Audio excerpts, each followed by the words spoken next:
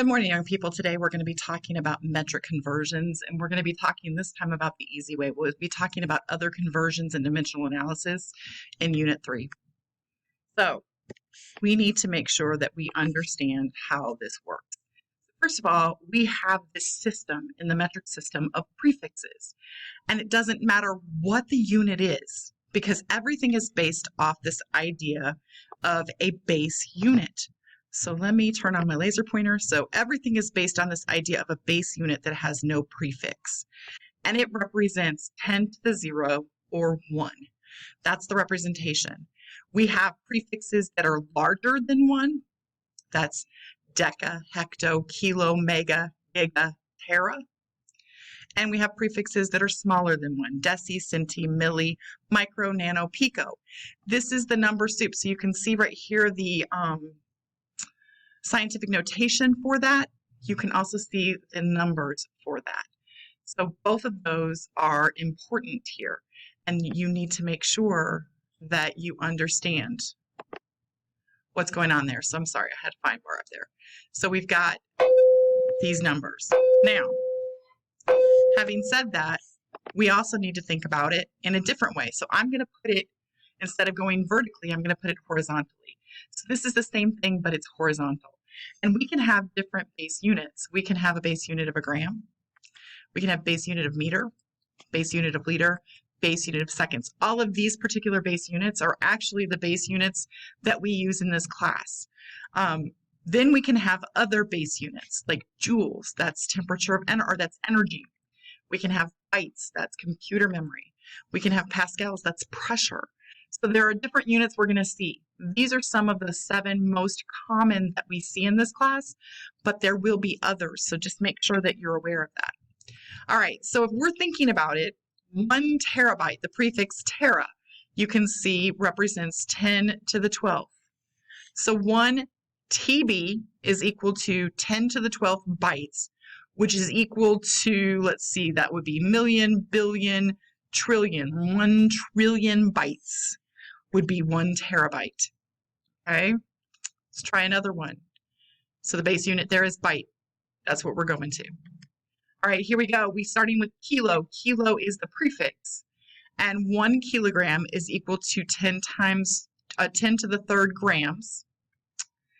And that means the base unit is gram. That's where we're going to. So that would be 1,000 grams. 1 centimeter. Centi is the prefix here, and we're headed to meters. That's the base unit. So 1 centimeter is 10 to the negative 2nd meters, which is 0.01 or 0.01 meters. I'm so sorry. Last one. So let's try something that's different than 1. We have 8 milliliters. Milli is the prefix. Liters is the base unit here. 8 milliliters is equal to 8 times 10 to the negative 3rd liters, which is equal to 0.008 liters. So the base unit there is liters. So we want to do converting, and this technique that I'm getting ready to show you is a little bit new for me, but it will work every single time. All you have to remember is that horizontal row of the prefixes. If you can do the horizontal row of the prefixes, you can probably figure that out. So again, tera, giga, mega, kilo, hecto, deca, deci, centi, milli, micro, nano, pico. I went both sides, same part. There are bigger than tera and smaller than pico. So here we go. So let's try this. So the problem that we have here, that we're going to be using these exponents here to help us. So all of the exponents are going to come in handy here. The exponents are going to be something that we're going to key in on. So please make sure you're thinking about that and that you know the exponents. Notice also that the exponents go by ones from deca to kilo. They go by ones from deci to milli. And then after that, they go up by 3. So if you can remember some of that, you should be good here. But again, just keep doing this and reminding yourself of what this is. I might even put this in my notes as a reminder of what I'm going to be doing and what I need to think about. All right, so the first problem I have is 0.150 meters, and I want to know how many centimeters that is. So I know that meter is my base unit because there is no prefix. Because there is no prefix, it has to be the base unit. So I know that I'm going to be using meters here.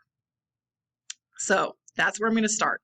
I've got two rules. Okay, the first rule is we're going to subtract exponents. So we start out with the exponent for the base unit here, meter, the first unit that we have, in this case 0. And then we're going to centi. And so that unit, or that exponent, is a -2. So we take 0 and 2 and we subtract them. And we get that the difference is 2. So the difference is 2 here. So when we think about that, then we're going to now move the decimal point that amount in the direction of the wanted unit. So we're going from meter to centi, which is to the right. So we're going to the right, and we're going to move our decimal point 2 places to the right. So we start where the decimal point is. We move it 1 place behind the 1.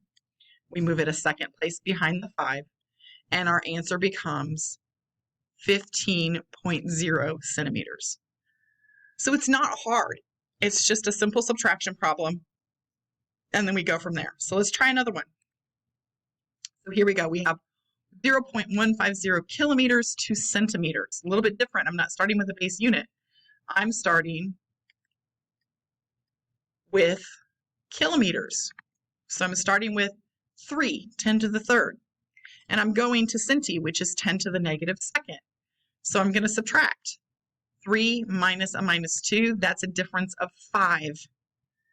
So we move 3 places to the base unit and 2 more places to get to centi. That's a difference of 5. So that means we're going to move the decimal that amount, 5 spaces, and we're going to go right again. Right? Why right? Right, because that's the way we were going.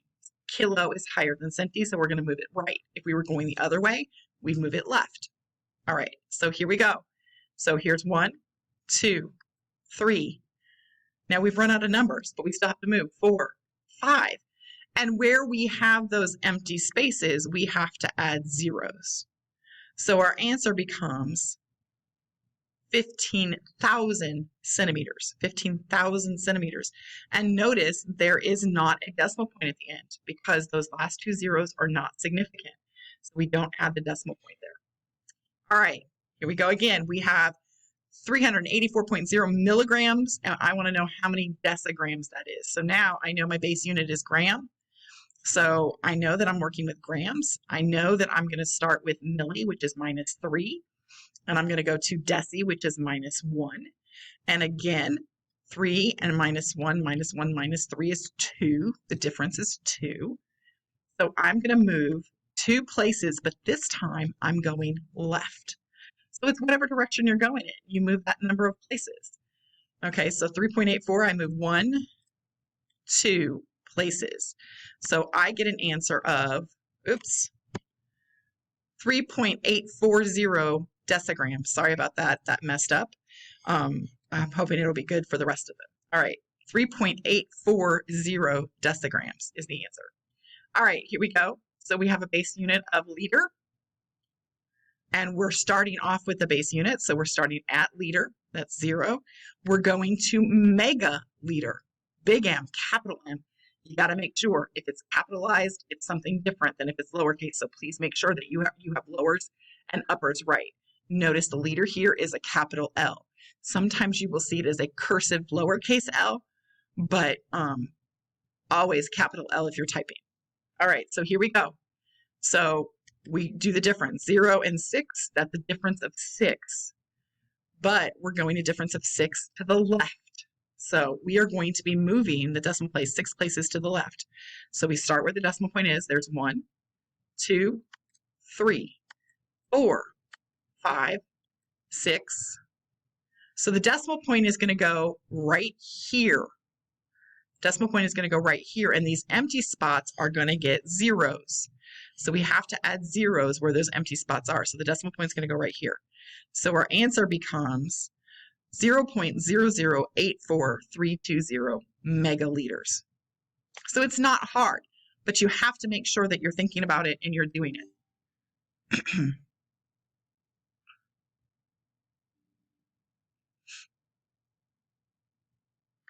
All right, so that's the way that we do that part. Now I'm going to teach you a different way, but this only works from kilo to milli. It doesn't work for the higher ones and the lower ones. So you have to find a different way to do those if you're going to choose this one.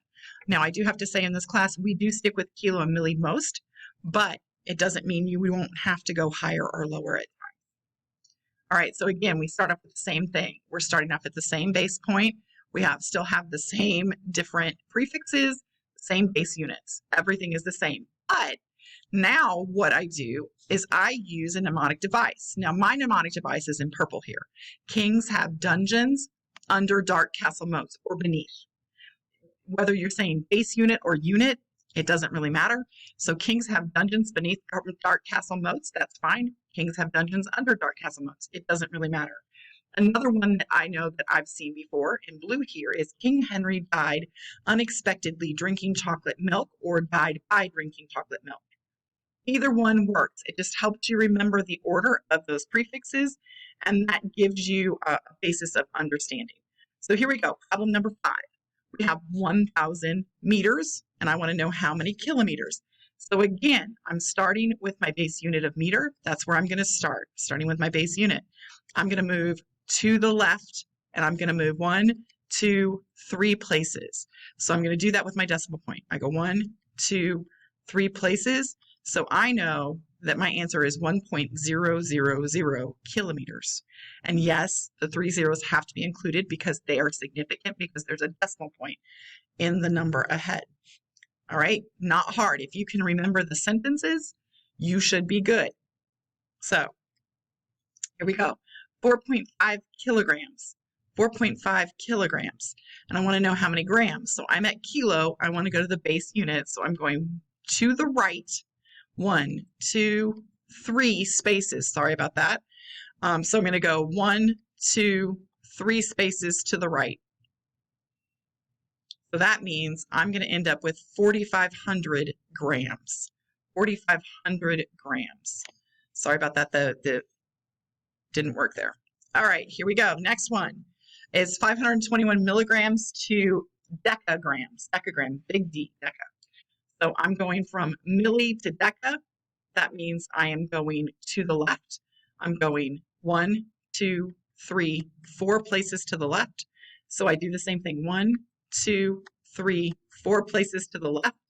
I add that 0 and I get 0.0521 decagrams. All right, last problem, problem number 8, 0.250 kiloliters to milliliters. So I'm going from kilo to milli, which means I'm moving to the right. How many spaces am I moving to the right? I'm moving 1, 2, 3, 4, 5, 6 spaces to the right. So I'm going to take my number and I'm going to move 1, 2, 3, 4, 5, 6 spaces, and I get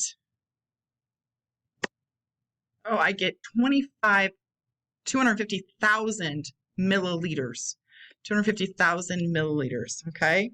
So this one's not any harder than the last one. The last one works for everything, though, if you can remember that. These sentences are probably really important for you. This is easy to use for testing ACT or any other testing. Please make sure you're thinking about that and you're doing some things with it.